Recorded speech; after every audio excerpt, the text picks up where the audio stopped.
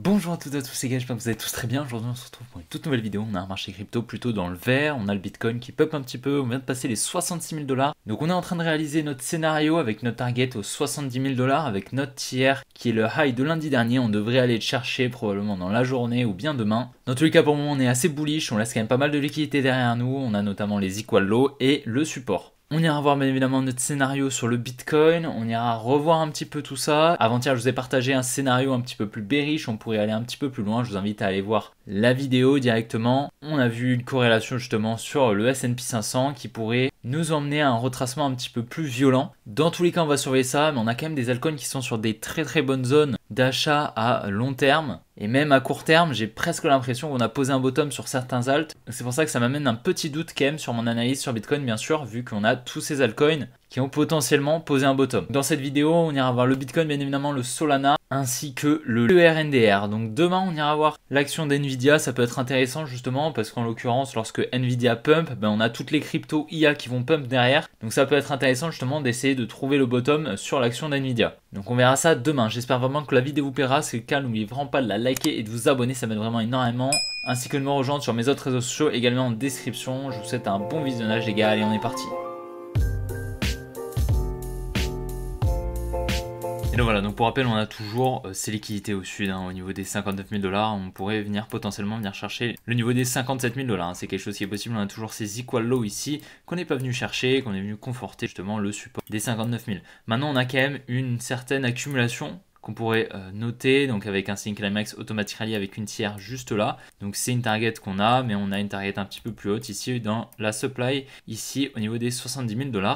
On a eu par la suite un secondary test juste là, on est venu conforter en fait ce support et puis on est venu liquider une première fois ici avec le STNB pour par la suite continuer cette hausse et effectuer cette accumulation qui pourrait potentiellement se transformer en redistribution si on vient chercher la tiers et qu'on redistribue juste au-dessus pour ensuite venir chercher l'équité au sud. Maintenant, il ne faut pas oublier qu'on est quand même sur une accumulation, donc potentiellement qu'on n'aura pas lieu ici d'une distribution pour continuer des plus bas et qu'au final le bottom était ici. C'est quelque chose également qui est possible, donc dans tous les cas on est quand même sur une bonne zone pour acheter du spot ici. Donc voilà, comme je vous le dis assez souvent, il est intéressant d'acheter par palier. Et là, on est quand même sur un niveau qui est assez intéressant, d'accord? Dans toute cette zone, je vous l'ai dit plusieurs fois, on est quand même sur un niveau qui est intéressant. On est toujours sur un niveau intéressant parce qu'on n'a toujours pas cassé la tiers. Maintenant, lorsqu'on arrivera ici, ce sera quand même vachement moins intéressant. Bien évidemment, on va surveiller de très près cette supply, d'accord? Pour essayer de voir si on va pas distribuer pour liquider ensuite une résistance et continuer cette baisse. Et à ce moment-là, créer une plus grosse structure comme ceci, baissière. C'est quelque chose qui est possible. En plus de ça, on a eu le halving, vous le savez, on l'a eu samedi soir. Mais ça ne nous empêche pas du tout de continuer un mouvement baissier, d'accord? C'est tout à fait possible. Simplement qu'à moyen long terme, forcément la rareté du Bitcoin va augmenter, donc son prix peut également s'apprécier, d'accord? C'est l'offre et la demande, vous le savez. Donc on va aller en un petit peu plus court terme. Si on regarde un petit peu, on a quand même une petite trendline ici qui s'est formée. On a surtout pas mal de structures qui tiennent depuis un moment. Donc on a 1, 2, 3 et bientôt 4 structures qui tiennent. Donc on a pas mal de stop loss qui s'accumulent au sud qu'on pourrait potentiellement venir chercher. On pourrait tout à fait venir chercher toutes les liquidités ici, revenir dans cette demand ici pour par la suite continuer la hausse et à ce moment-là venir conforter en fait cette trailing edge. Pour le moment, c'est vraiment pas ce que je privilégie,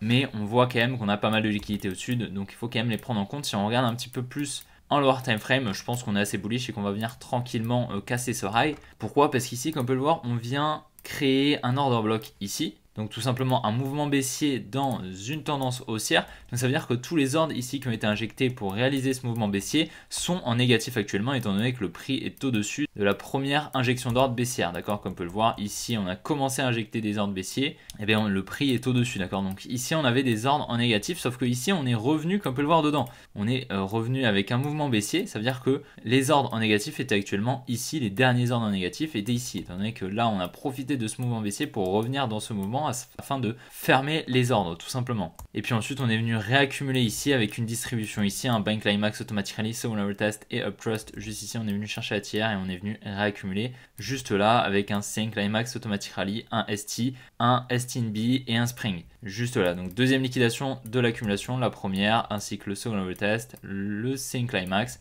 et l'Automatically juste ici avec une trailing juste là. Donc à présent on peut totalement avoir une redistribution, d'accord? On est venu chercher toutes les liquidités qu'on avait ici avec tous ces highs et notamment la trailing edge qu'on pourrait mettre juste ici au niveau des 66 150. Donc à présent on va surveiller, mais on revient actuellement dans une demand juste ici qui pourrait nous permettre justement d'effectuer des plus hauts et à ce moment-là venir chercher le high juste là au niveau des 66 500 pour continuer la tendance haussière et après venir chercher la tiers en higher time frame et les 70 000 $. Pour le moment, comme je vous l'ai dit, je ne préfère pas me positionner en trade tout simplement parce que dû aux liquidités qu'on a au sud, on a également des liquidités au nord, donc clairement c'est pas des setups qui sont high probability. Mais par contre, si on commence peut-être à redistribuer ici avec une jolie distribution, avec une jolie liquidation, là je pourrais prendre une position, d'accord? Parce qu'on a beaucoup moins de liquidité au nord qu'au sud et à ce moment-là, on aura toutes ces targets de liquidité ici pour nous servir de confluence à un biais potentiel baissier. On pourrait spéculer à la baisse. On va dans tous les cas surveiller ça et je vous tiendrai au courant sur le groupe Telegram. Petit aparté les gars, je voulais vous dire que je suis actuellement en partenariat avec BingX. Donc BingX, c'est quoi? C'est une plateforme, un exchange où vous allez pouvoir acheter des cryptos, vendre des cryptos ainsi que trader des cryptos. Vous avez vraiment un large choix de cryptos, comme on peut le voir, il y en a vraiment énormément. Je pense que c'est un des exchanges centralisés où il y en a le plus. Donc c'est un exchange centralisé, mais vous n'avez pas besoin de KYC et ça c'est l'avantage. Vous allez pouvoir trader sans KYC sur BingX directement. Donc personnellement, moi je pense que je vais petit à petit migrer vers BingX. Voilà, je pense que ça peut être réellement intéressant pour vous. Je vous ai négocié quelques petits avantages. Déjà, vous allez avoir des rabais sur les frais de trading. Donc c'est extrêmement intéressant parce que personnellement, je trouve que c'est le principal avantage, c'est de trader sans KYC sur BingX. Mais également, vous avez un large choix de crypto en spot. Et c'est pour ça que je vous ai négocié un petit concours. On vous offre 150 $, donc il y aura 3 gagnants de 50 $. Et pour ça, c'est très simple les gars, il vous suffit de vous inscrire via le lien directement en description. Vous avez un lien, c'est le premier. Il vous suffit de vous inscrire sur BingX et vous pourrez gagner potentiellement 50 $. Il y aura 3 gagnants comme je vous l'ai dit. Donc voilà, c'est un exchange extrêmement intéressant. Je trouve honnêtement que l'interface est superbe. Même pour les futurs, honnêtement, c'est vraiment top. Donc voilà, petit à petit, je pense que je vais aller vers BingX pour trader plutôt que BitGet. Maintenant, je reste toujours avec BitGet, hein, c'est toujours très intéressant de trader là-dessus. Donc c'est pour ça, je pense que je vais rester un petit peu sur les deux et puis je verrai au fur et à mesure comment ça se passe. Dans tous les cas, si peu, vous aurez une vidéo portefeuille et on la fera sur MeGeeks directement. Donc c'est pour ça que je vous invite à prendre les devants et à vous inscrire directement. Comme ça, si vous souhaitez dans la vidéo copier le portefeuille que je vais créer pour aller chercher des performances, et au moins vous aurez déjà votre compte, vous gagnerez du temps. Bon les gars, je vous laisse avec la suite de la vidéo. Allez, bon visionnage. Bon du coup on est actuellement sur Solana, tout comme sur Bitcoin, on est en train de créer énormément de liquidités au sud, hein. Vraiment c'est ouf. On a 1, 2, 3, 4 structures, bientôt 5 structures en formation avec donc pas mal de liquidités qui se placent au sud. Là on a un joli support et on a des trendlines en higher time frame, vous le savez. Ici on était venu donc créer une trendline également, on pourrait totalement venir la liquider pour ensuite effectuer des plus bas. C'est quelque chose également qui est possible. C'est pas forcément le plus joli bottom que j'ai pu voir actuellement sur le Solana, mais notamment sur RNDR on a quand même un plus joli bottom. On ira le voir bien évidemment juste après. Et donc toutes les liquidités au sud qui s'accumulent sont potentiellement de la confluence si justement on vient prendre une position ici dans cette supply à la cassure justement de cette trendline. Parce qu'en fait sous cette trendline la money est baissière, d'accord? Donc elle va chercher potentiellement des shorts etc. Mais lorsqu'on va venir la casser, ici à partir de cette cassure, la money va passer haussière.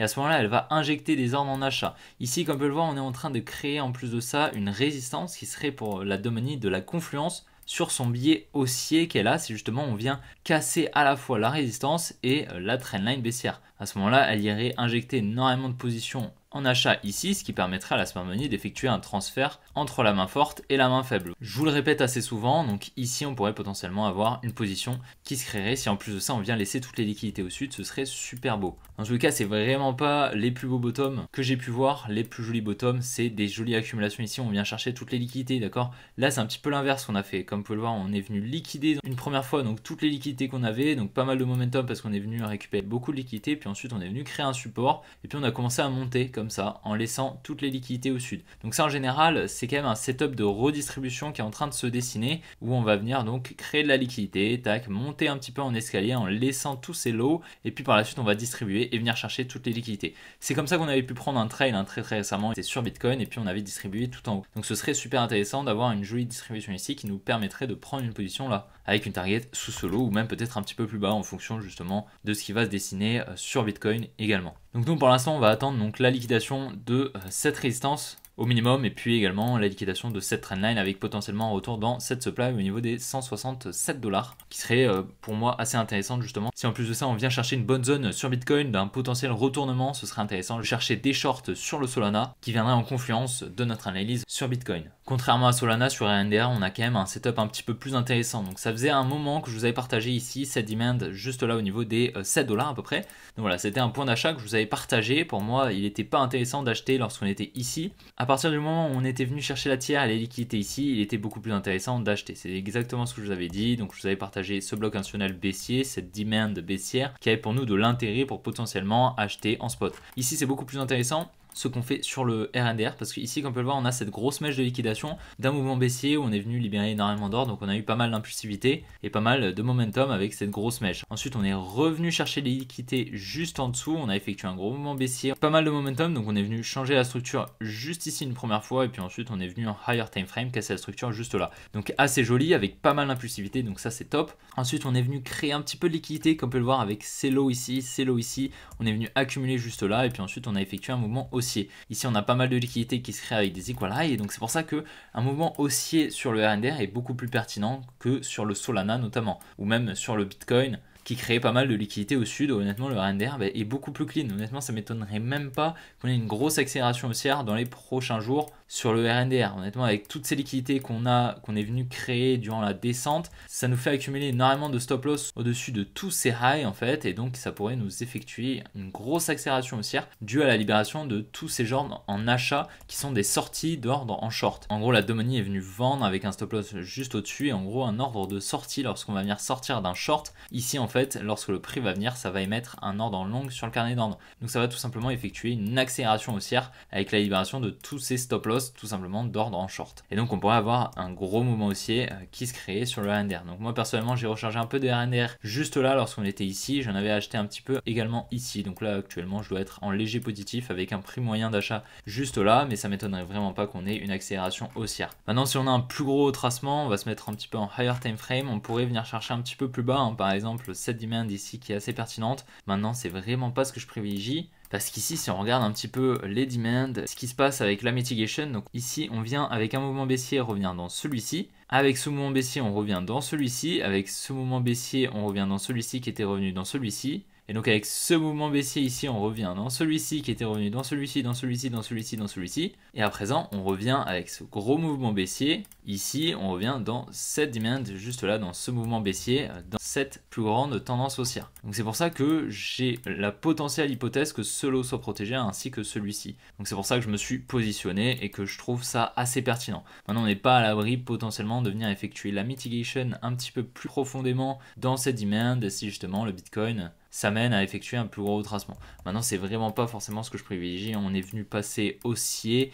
et donc avec toutes les liquidités qu'on a, on pourrait totalement avoir une accélération haussière et venir chercher un nouvel ATH sur le RNDR. Et c'est bien évidemment pour ça que j'en ai acheté, bien sûr. Maintenant, restons prudents parce que là, ici, on est en train de créer un W comme ceci, donc avec pas mal de liquidités juste là. Donc la Domini ici va potentiellement acheter pas mal. Donc on pourrait potentiellement avoir un transfert qui s'exécute, même peut-être venir dans cette supply juste là pour ensuite effectuer un mouvement baissier. C'est quelque chose également qui est possible. Dans tous les cas, on va surveiller le RNDR. Pour le moment, je pense qu'on est quand même encore sur une bonne zone d'achat. Maintenant, il est quand même un petit peu tard, hein. Ça fait un moment que je vous le partage. Ça fait, je pense, presque un mois, parce que lorsqu'on était ici, hein, donc on était le 28 mars, je vous partageais cette zone d'achat. Donc honnêtement, voilà, si vous n'avez pas mis vos ordres d'achat, je peux rien faire pour vous les gars. Bien évidemment, ce n'est pas des conseils d'investissement, mais cette zone était quand même assez pertinente. Sur le NIR actuellement, on est en train de revenir dans une supply assez pertinente. Je pense qu'on pourra réaccumuler juste ici pour ensuite effectuer un plus haut et venir chercher les liquidités qu'on a au nord. D'accord, on a cette supply et on vient au contact de cette trendline, donc on pourrait totalement venir la conforter, réaccumuler et continuer la hausse. Malheureusement, on a réaccumulé dans la supply en lower time frame que je vous avais partagé il y a quelques jours. On la voit ici la réaccumulation, mais malheureusement on l'a transpercé, donc pas grave. Mais donc tout comme sur Solana, on laisse quand même pas mal de liquidités juste là,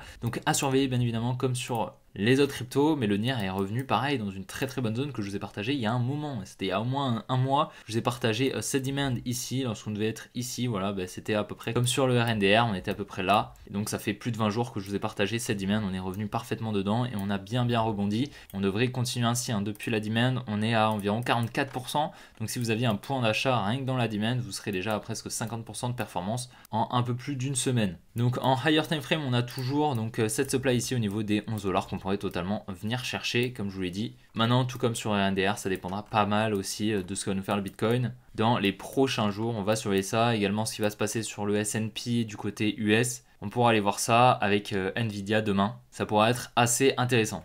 Et donc voilà les gars, j'espère que la vidéo vous aura plu. Si c'est le cas, n'oubliez vraiment pas de la liker, de vous abonner. Si ce n'est pas déjà fait, n'oubliez pas de rejoindre le canal Telegram ainsi que le groupe Telegram directement en description, ainsi que de me rejoindre sur mes autres réseaux sociaux également en description. N'oubliez pas, comme je vous l'ai dit, de vous inscrire sur BingX. Vous avez le lien directement en description, c'est le premier lien et vous aurez la chance potentielle de gagner 50 $. Vous avez 150 € comme je vous l'ai dit. Donc 3 gagnants de 50 $. Donc il vous suffit de vous inscrire, donc honnêtement c'est gratuit. Et ça vous permettra de trader sans KYC. Je vous invite réellement à vous inscrire. Bien évidemment, comme je vous l'ai dit, c'est un partenariat. Mais je trouve que c'est un exchange extrêmement intéressant. Et je pense que je vais potentiellement migrer petit à petit vers BingX parce que l'expérience utilisateur est superbe. Donc les gars, je vous souhaite une bonne après-midi, une bonne soirée. N'oubliez vraiment pas de lâcher votre petit pouce bleu. On se retrouve demain, comme d'habitude, pour une prochaine vidéo. Allez, ciao les gars.